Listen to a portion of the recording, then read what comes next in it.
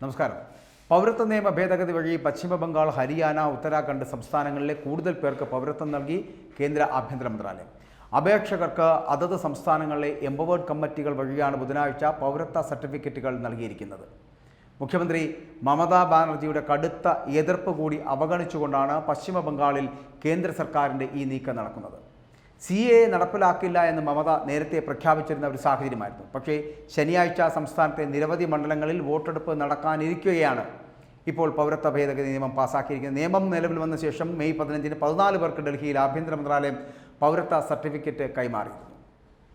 പാകിസ്ഥാൻ, ബംഗ്ലാദേശ്, അഫ്ഗാനിസ്ഥാൻ എന്നീ അയൽ രാജ്യങ്ങളിൽ നിന്ന് ഇന്ത്യയിലേക്ക് മതിയായ രേഖകളില്ലാതെ 2014 ഡിസംബർ മാസം 31-ന് മുൻപ് കുടിയേറിയ മുസ്ലിങ്ങളല്ലാത്തവർക്ക് പൗരത്വം അനുവദിക്കുന്നതാണ് നിയമ ഭേദഗതി.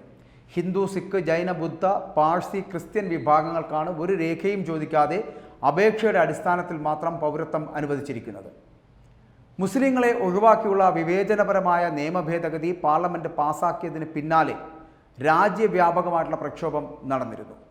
എന്നിട്ടും ഈ പറയുന്ന മറ്റ് സംസ്ഥാനങ്ങളൊക്കെ, പശ്ചിമ ബംഗാളും കേരളം ഉൾപ്പെടെയുള്ളവ ഇതിനെതിരെ സംസാരിച്ചിട്ട് പോലും പൗരത്വ ഭേദഗതി വഴി പശ്ചിമ ബംഗാൾ ഉൾപ്പെടെയുള്ള, അല്ലെങ്കിൽ പശ്ചിമ ബംഗാളും ഹരിയാനയും ഉൾപ്പെടെയുള്ള സംസ്ഥാനങ്ങളിൽ പൗരത്വ നിയമം ഇപ്പോൾ നടപ്പിലാക്കിയിരിക്കുകയാണ്. ഈ പൗരത്വ നിയമം നടപ്പിലാക്കില്ല എന്ന് പറയപ്പെടുന്ന പല സംസ്ഥാനങ്ങളിലും ആ പൗരത്വ നിയമം പാസ്സാക്കുന്നു, അല്ലെങ്കിൽ പൗരത്വ നിയമം നടപ്പിലാക്കുന്നു എന്നുള്ളതാണ് ഇപ്പോൾ കാണാൻ കഴിയുന്നത്.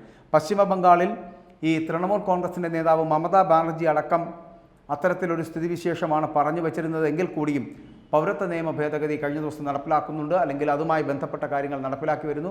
അവിടെ മാത്രമല്ല, കേരളത്തിലടക്കം എല്ലായിടത്തും ഇപ്പം പൗരത്വ ഭേദഗതി വഴി ഹരിയാന, ഉത്തരാഖണ്ഡ്, പശ്ചിമ ബംഗാൾ എന്നിവിടങ്ങളിൽ കൂടുതൽ പേർക്ക് പൗരത്വം നൽകുന്ന ഒരു സമീപനം കൂടി കേന്ദ്ര ആഭ്യന്തര മന്ത്രാലയം സ്വീകരിച്ചിരിക്കുകയാണ്. അതുകൊണ്ട് പൗരത്വ നിയമം ആർക്കും തള്ളിക്കളയാൻ കഴിയില്ല.